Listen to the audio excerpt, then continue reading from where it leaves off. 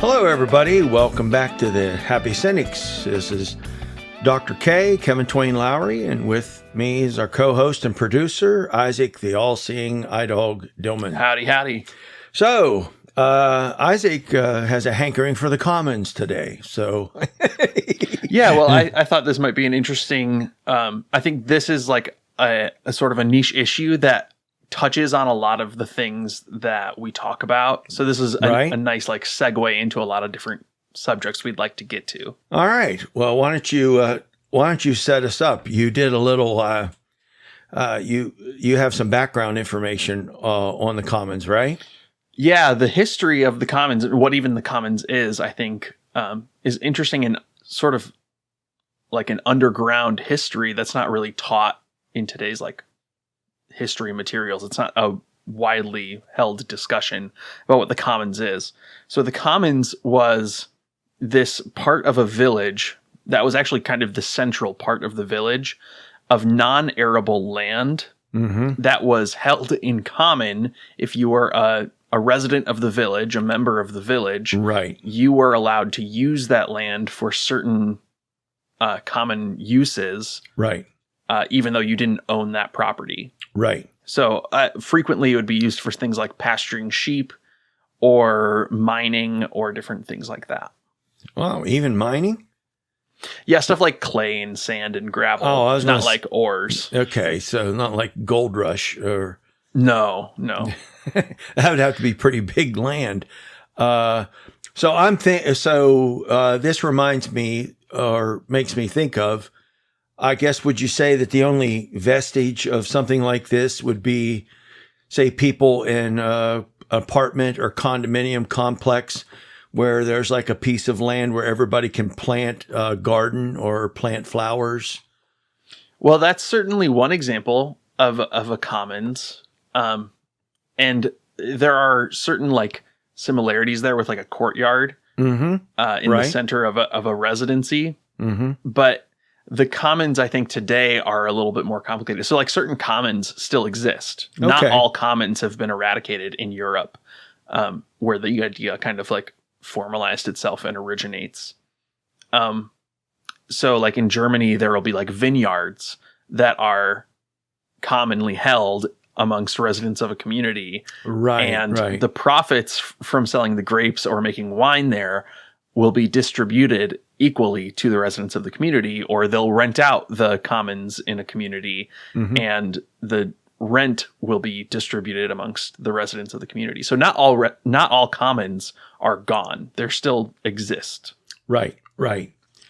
So when did all this start? I would assume after the medieval period. Actually, well before. So really? the earliest written evidence we have of the commons comes from the year 98 of the Common Era. Oh, okay. So pretty early, ancient history at least, and you would expect it to go further back than that. So when people talk about like when did the commons start, they're going all the way back to like human groups of extended family clusters that become tribal, and how those sorts of tribal groups would have organized. So, for instance, we can read about like in Near Eastern ancient times, there would be private property that would have been farmed, but then things like forests and streams and stuff were managed in common. So nobody would have claimed, a river for themselves. It would have been like, well, we all fish from this river. We all use this river to navigate. So this is commonly held property. And you can sort of think of like, streams today are commonly held property. Right. Or even like streets are commonly held property. This is different than, say, like a state park? Yes, because it's got a like specific use that's not recreation. Okay. Although a lot of, like in Britain at least, a lot of the parks are former commons that have been converted into recreational spaces. Okay. So that's sort of like where commons starts, but then it really takes off in the medieval period. Okay. Especially like after the year 1100, as the population in Europe really increased the need for pasturing also rose. So as the population increased, the amount of arable or land that was being converted into arable land increased, and pasture spaces became scarce. And in order to protect those pasture spaces, these villages would organize in common. So, and this was also under feudalism, so there would be like a manor lord who actually owned all of the property in town.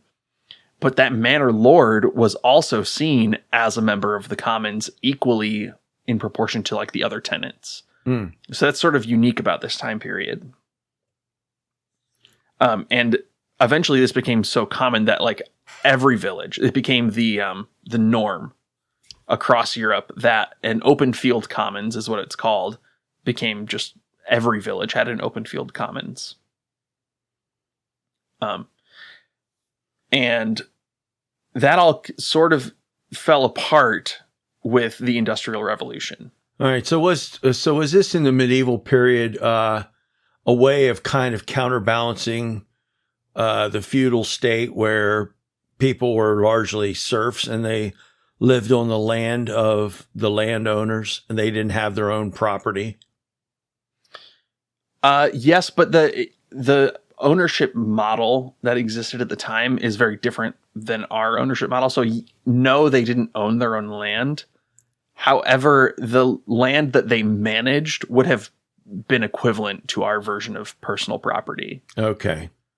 So there would be strips of land that were arable in between these larger pasture fields, and individuals would have different access to those strips of land, and they would have responsibility for farming what is assigned to them. All right. And that would kind of be seen as their like personal property. Oh. That's it, as opposed to the commons, which exists between those fields, where anybody can pasture their sheep and stuff. But it's not like unrestricted access. The model of governance for these commons was pretty democratic. So it was about how many sheep can we pasture on the land, how many cattle can we pasture on the land without depleting it as a resource. Right. And so villages would have meetings, most of which were mandatory. There would be fines and stuff if you didn't show up to your town meeting, to talk about how to better manage the commons. That was almost what all town governance was about at the time. So and you say it started changing in the Industrial Revolution? Yeah, so from about 1750 to 1850 was really the end of the commons. And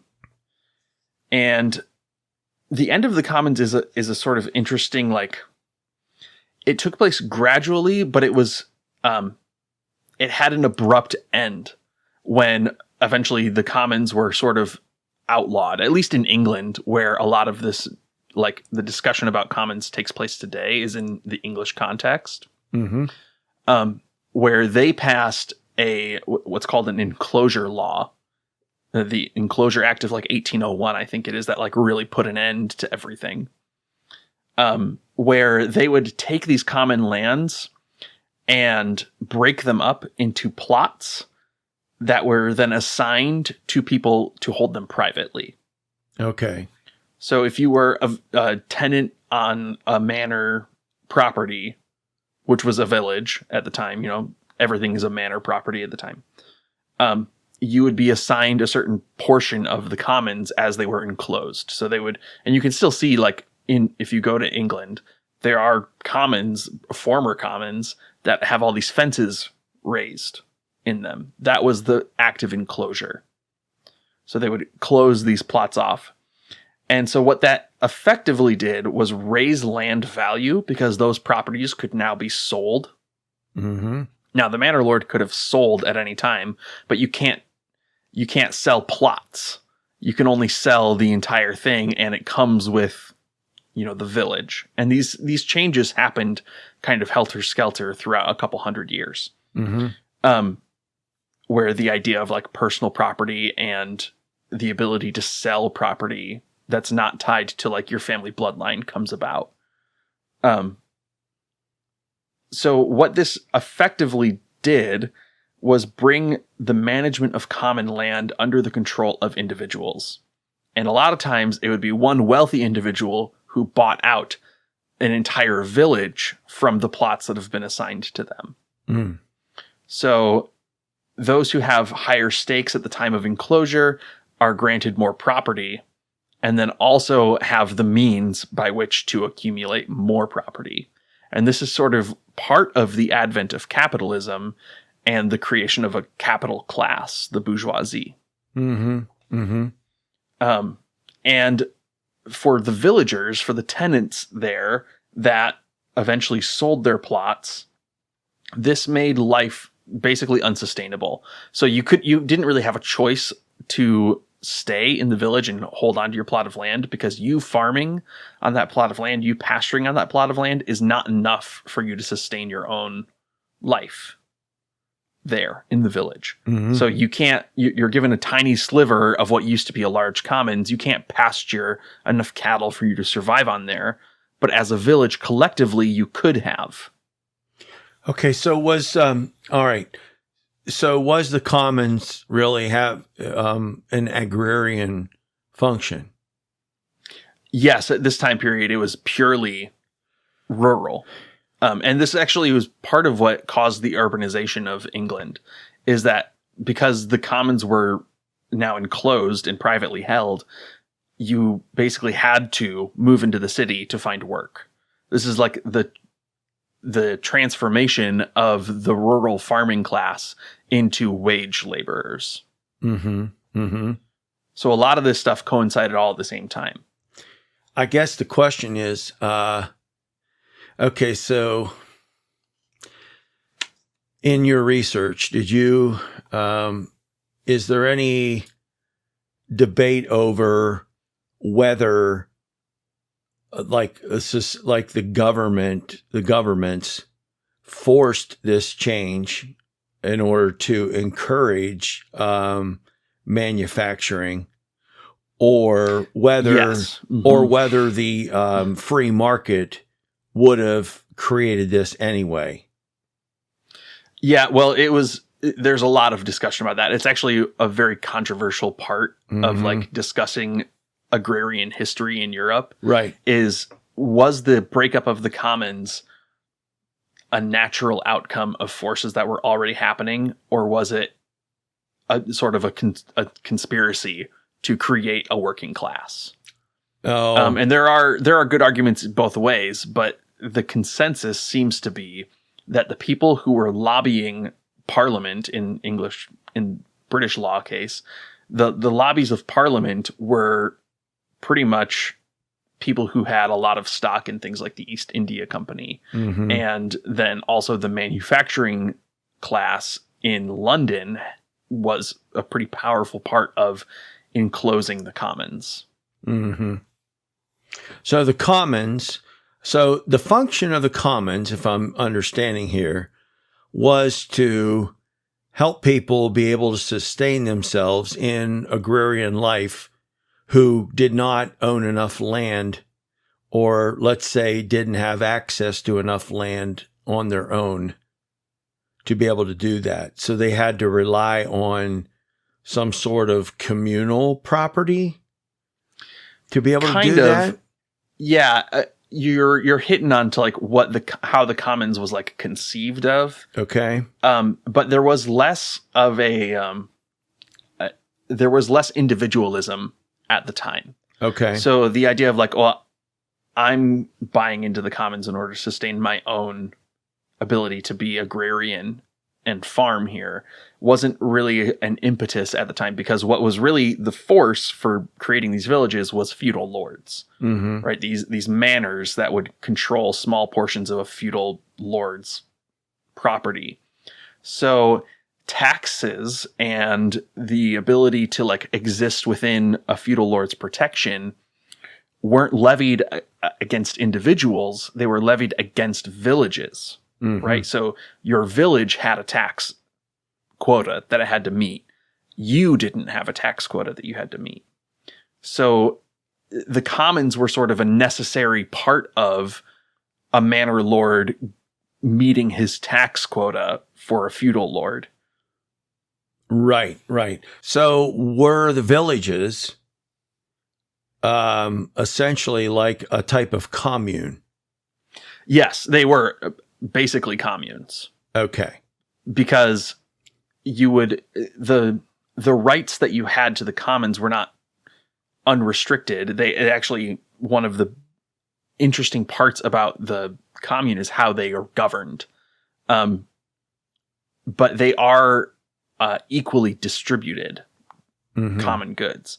So, for instance, even the private property, the land that you would farm on your own, that would be redistributed amongst the villagers every year to accommodate population changes. So if more people come to the village, you don't have to farm as much land for us to make our quota. So we would redistribute what personal property everybody has in order to fairly spread the labor amongst the fields. So you might have a larger field at one time, and then more population comes to your village, and now you have less to farm. But that's not like a loss of property for you. That's a loss of responsibility. That's more people to share the load. Mm-hmm. But if your population decreases, you might have more field to do with what you want, but it's a lot more work. Mm. The commons is the part of the property that can't be individually managed, basically. So and part of what drives the enclosure of the commons is agricultural technology. So part of the argument from the lobbies that want to force commons to be enclosed into private plots is that our technology nowadays can farm here and be managed by individuals, and that's more efficient than having a democratic government over such a small plot of land. So I guess, let me ask you this then. Would you say that Marxism or communism is not necessarily universalization, but extending the village commune to an entire societal commune? In certain aspects, that's true. That would be accurate to say. But part of what we see as like communism, and this isn't an inherent aspect of it, it's more socialism, is that the lack of democratic division of labor, whereas commons are self-governing bodies. So there's no like representative democracy or a like top-down authoritarian style of government for the commons. Almost all commons in the medieval period up until the Industrial Revolution are self-governing, democratic, and direct representative governance. Because it's happening at that small village scale, that's possible. Well, and that leads me to my next question. Okay, you cited Industrial Revolution. Okay, and we talked about that. But I would also think that population increase played a big part in this as well. But I don't know. It certainly did, because the population explodes during the Industrial Revolution. Right. And part of the consequence of that is that you need to feed more people, and so implementing more efficient types of agriculture is necessary. Now, that's not a universally accepted explanation for the death of the commons, but it is one that has been discussed amongst historians. Yeah, so and that's kind of a side issue then. We don't necessarily need to delve into that now, but I've often wondered this myself, if high population rates are more conducive to agrarian society than they are to industrialized society.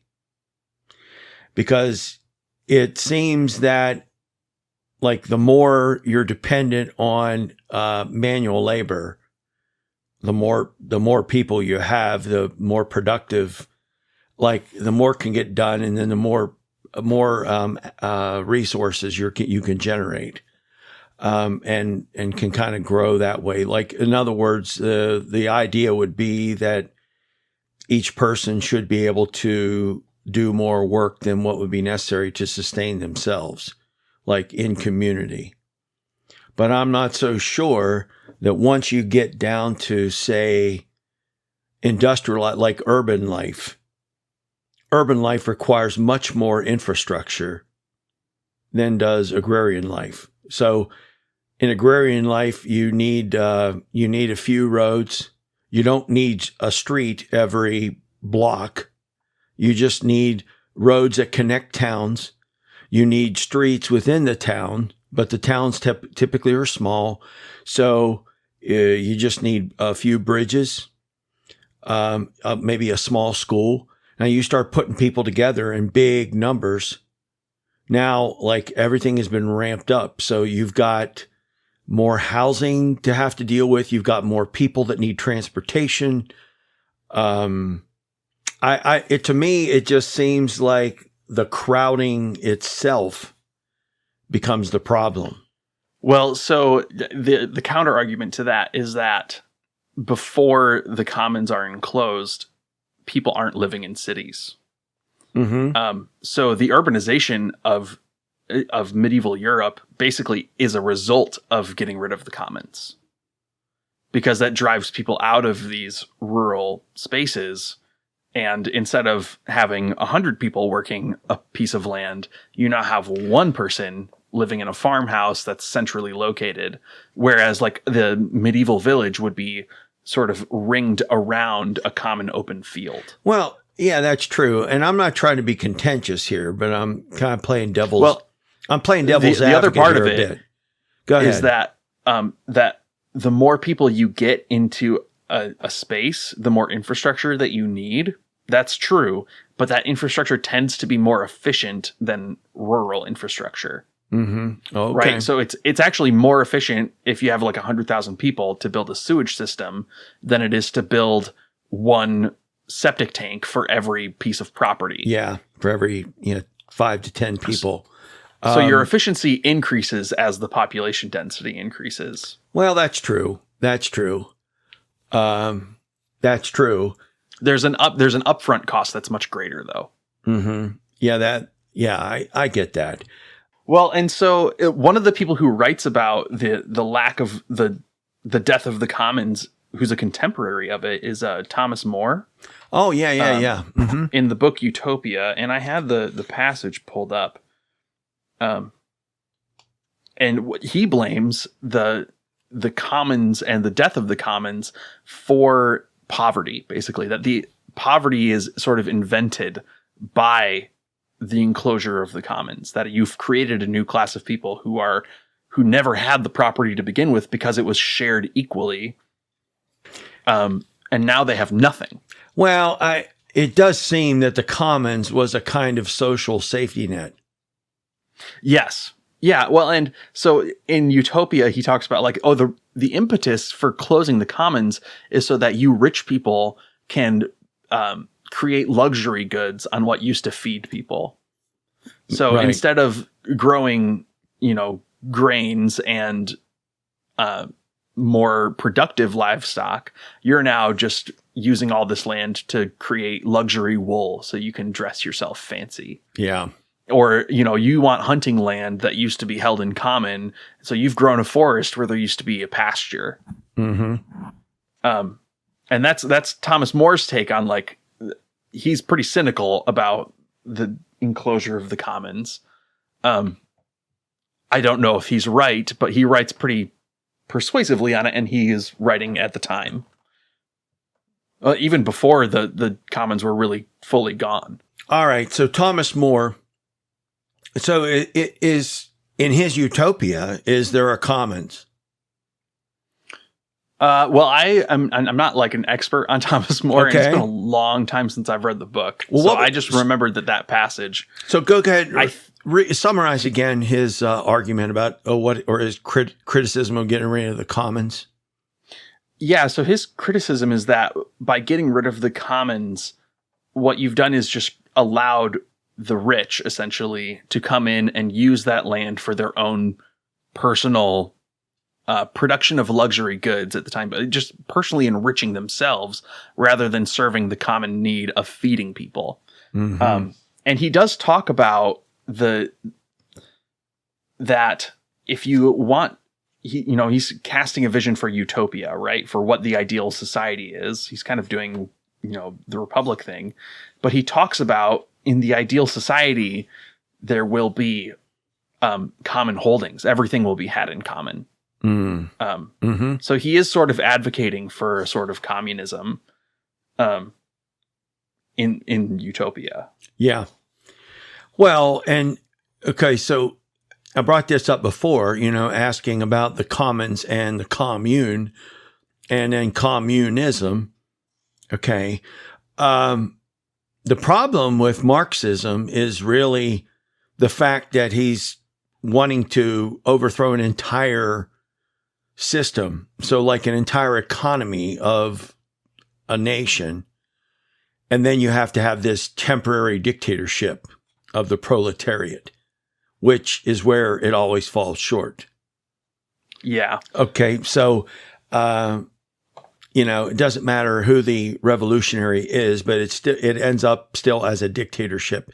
So whereas the commons had democratic control. Yeah, well, and it essentially was a dictatorship of the proletariat in Marx's version of Utopia. Right. The commons sort of is a dictatorship of the proletariat because it's directly democratically controlled. Right. Like even the manor lord has one vote in most scenarios. Now, obviously, this varies from village to village, but if we're speaking generally how this operated for the 1,000 or so years that it operated, it was a direct democracy. And part of the reason for that is because it was beyond the means of a manor lord to govern. Right. In such a minute way. All right. So, are you ready to relate this to the present yet, or there's still some more connections we need to make? I think we've laid enough groundwork. Because the idea of this episode is to get to what is the commons today, or is there even a commons today? Right. So the commons was really land, correct? Yeah. Mm-hmm. Well, then that's my question. Is it that really land is not really what is needed, say, for the common good? Should the commons be more like, say, publicly funded goods and services? Well, I think that the commons is at least a good analogy for us to understand those things. Well, and you see the commons language get used in other ways, like with fisheries and different industrial, industries that take out of the environmental resources, like fishing and mining and oil drilling and whatever. You see discussion about the commons crop back up. Mm-hmm. Mm-hmm. So let's, so here's kind of here's the way my mind's running with this. And so I don't want to take it in a different direction than what you want to go. But I think the democratic control part is what is different. So if we say, all right, we have, Medicaid, you have Medicaid, you have, public education, we have, I won't say hospitals, but even we have laws where hospitals have to treat you if you can't pay.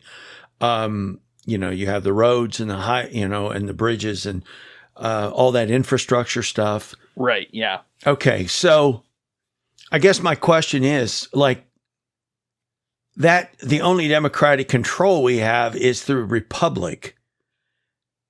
I wonder if that's enough democratic control for things that people are more directly. I don't know. Now, Well, so that I think this would be a good place to bring up where the commons became like repopularized in the modern conversation. Okay. Is through the Tragedy of the Commons, which Yeah. is a book by Hardin. okay. I'm drawing a blank on their first name, but it came out in the 60s and discusses artery harden. Anyway, I don't think so. Well, that doesn't kinda sound worry. right. I worry about that. So that's kind of on my mind. But go ahead.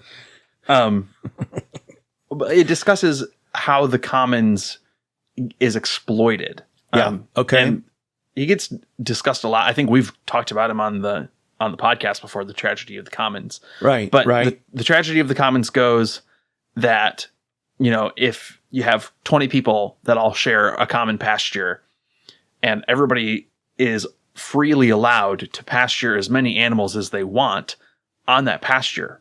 But if too many animals are on the pasture, then it will be ruined. For an individual to put one more cow on the pasture is exactly worth one cow. But the harm caused by having an extra cow on the pasture is shared commonly amongst everybody on the pasture. So it's to the individual's benefit, right? He only has to suffer a 20th of a cow's deduction from the commons to keep a full cow worth of value for himself. Mm-hmm. So you're incentivized to mistreat the commons, and everybody that's on the commons is incentivized to mistreat the commons. And so everybody will. And this gets discussed a lot in like ecology and discussing like climate change, right? So everybody, the atmosphere is a commons, basically. And you can enrich yourself by polluting the atmosphere with carbon dioxide through, burning fossil fuels or the manufacture of goods, whatever it may be. And everybody is going to benefit more than they harm themselves by polluting. Now, there are some like theoretical issues with this, but this is the question of like governing the commons, because Hardin's point is the commons will always be mistreated unless it's governed. And sort of his implication is that like there needs to be an authoritarian control of the commons. He's not advocating for the democratic control that used to exist. All right. So that's I think the dilemma that is part of the modern conversation of things like Medicaid and Medicare and go on for the things that are like common goods here. Right.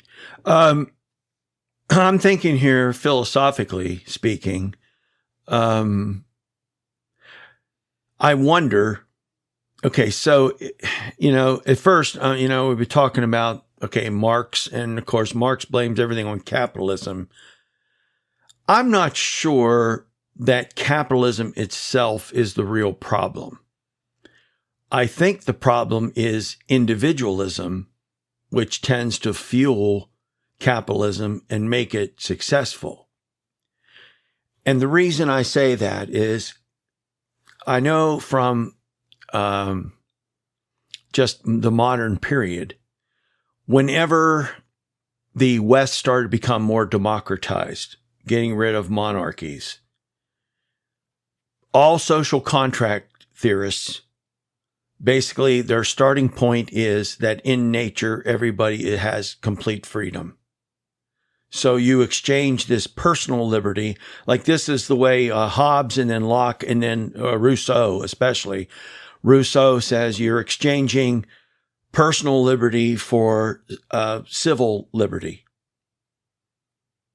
Okay, so framing it this way is a in other words, social contract theory is premised on society being a collection of individuals, not a group or an organism where Right. where everybody is relying on each other for survival and well-being.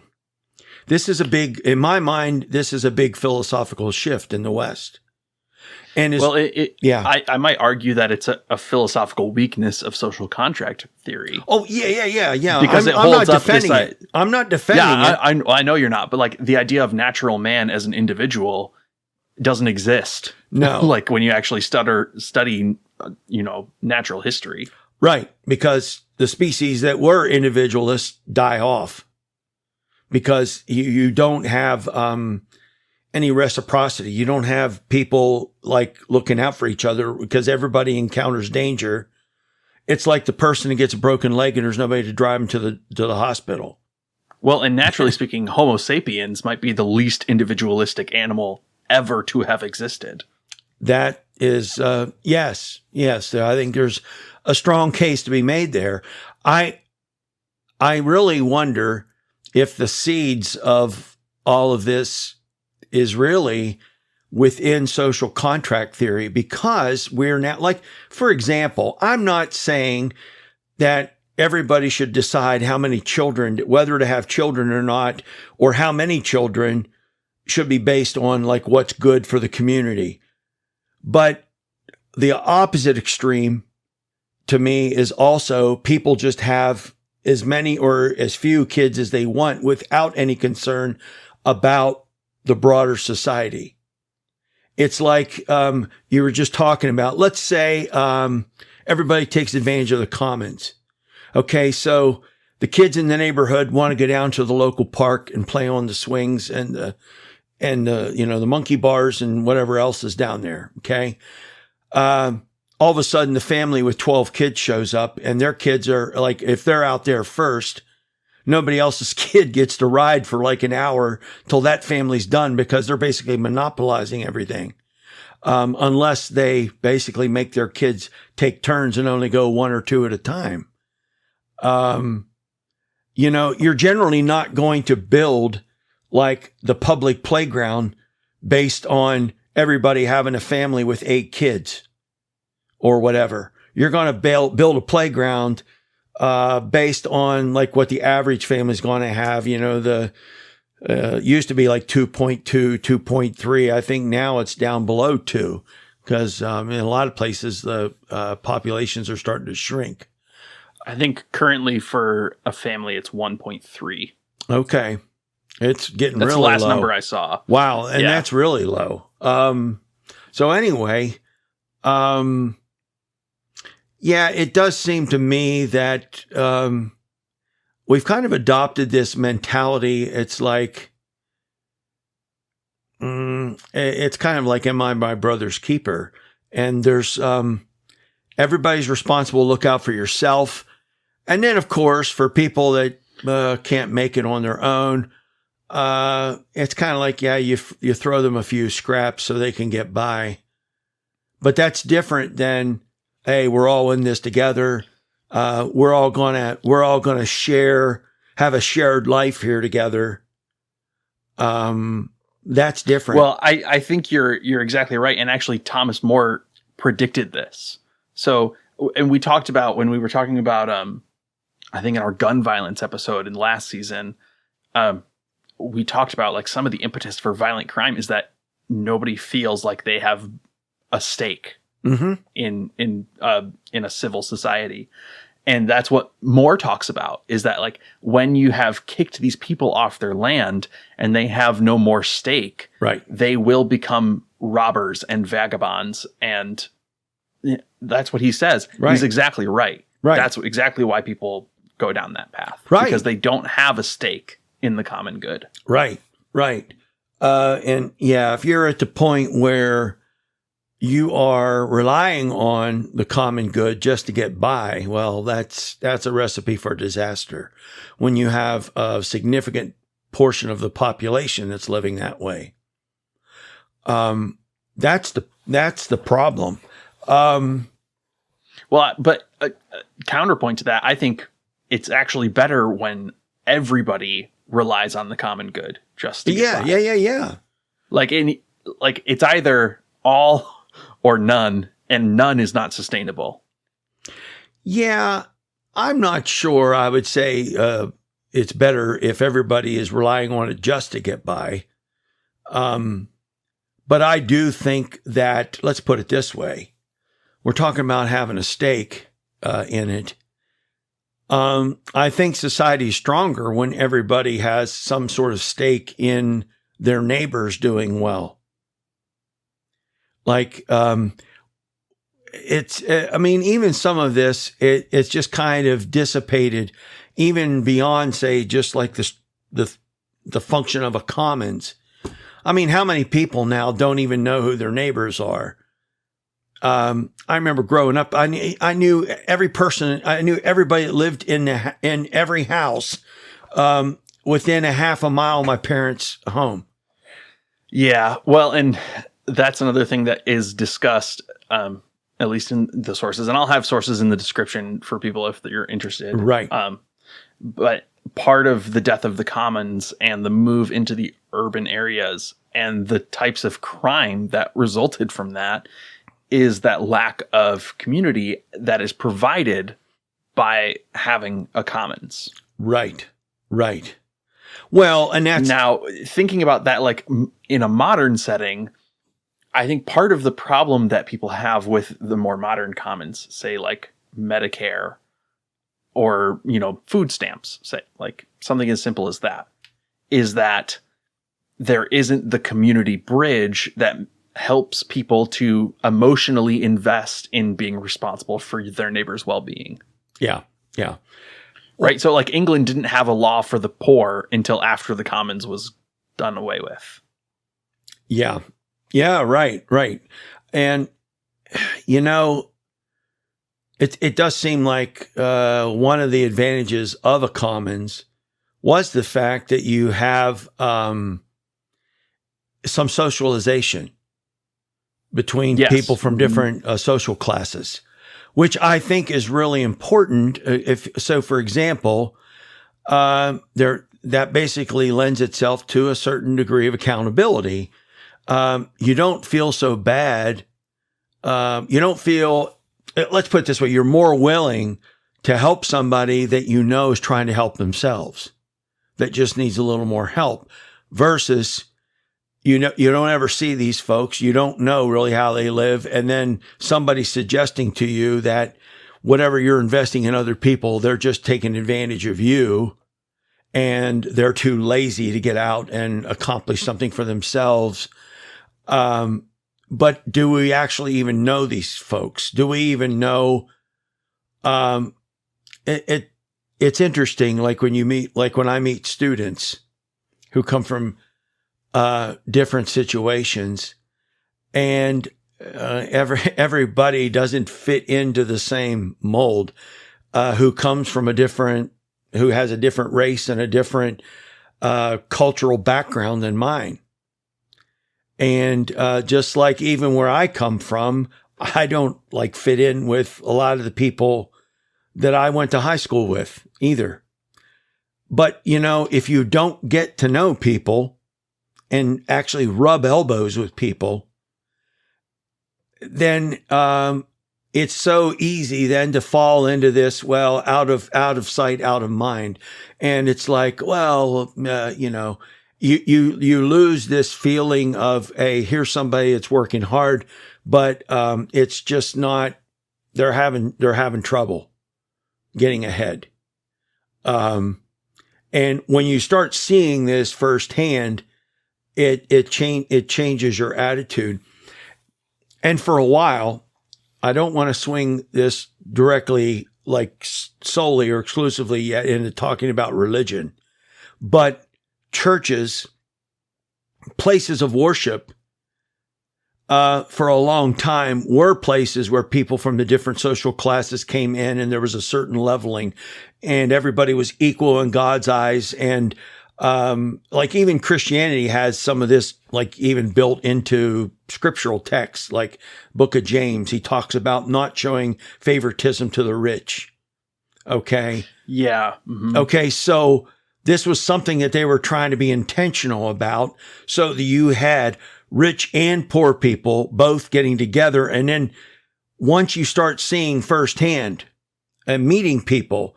But without this socialization going on, and even I don't think the answer is everybody going back to church, because over time, churches tend to start segregating themselves into little cliques.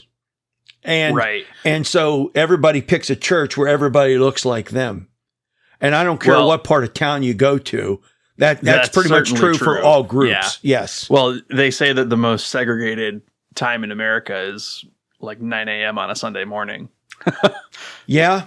There's something to be said for that. Well, and so I want to go back to your point about like, you're more likely to want to help somebody who you are socially tied to. Right. I think the idea of the commons is like even further a challenge than that, which is like, you're more likely to be invested in someone's well-being if their well-being is tied to your well-being.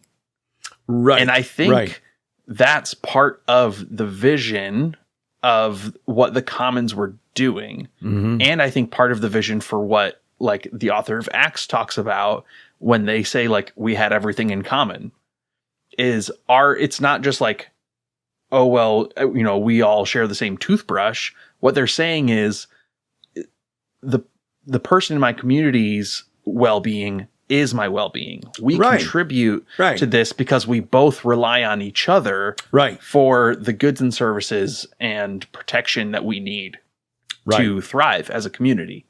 Right. That, I think, when we lose the commons, that's what we lose with it. That, well, now it's a competition between you and your neighbor. Mm-hmm. It's not mutual beneficial. It's dog eat dog, zero-sum game.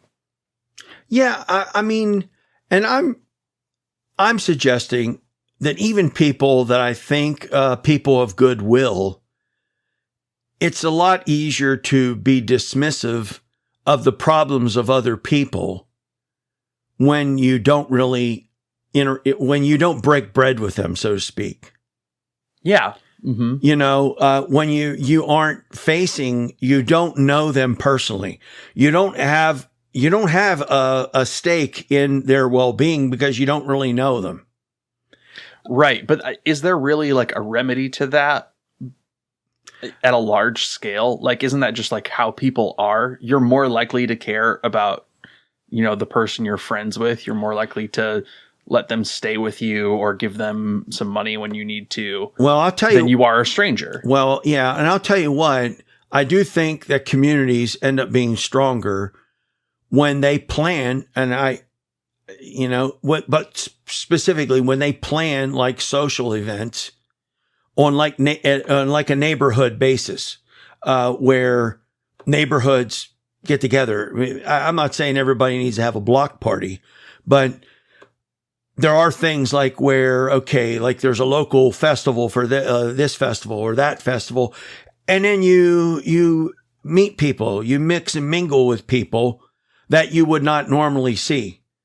But when people as citizens attend like community events, it gives you more of a stake of what's going on. It's like, back in the old days, like even when your kids were out of school, if you're, say, for example, Paperboy was on the basketball team, you might still go watch a game because one of the kids on the team. You at least have some kind of social interaction with them. But we've become so isolated, and now I'm afraid with the internet and social media, now we can do more segregation than ever. we can completely find people who think exactly like us, even if they live hundreds of miles away. And we don't have to interact. We can become ideologically segregated. I mean, my goodness, that's why I listen to some of these old interviews, and I didn't agree with a lot of stuff he said, but George Carlin used to say about, like he likes, he loves people individually, but whenever, he wouldn't say whenever they get in clumps, he said when they get in clots, they start to, stick together, then all of a sudden you get this whole like tribal mentality, and there's a certain snobbery to it that, well, you're not one of us. And there just needs to be a commons.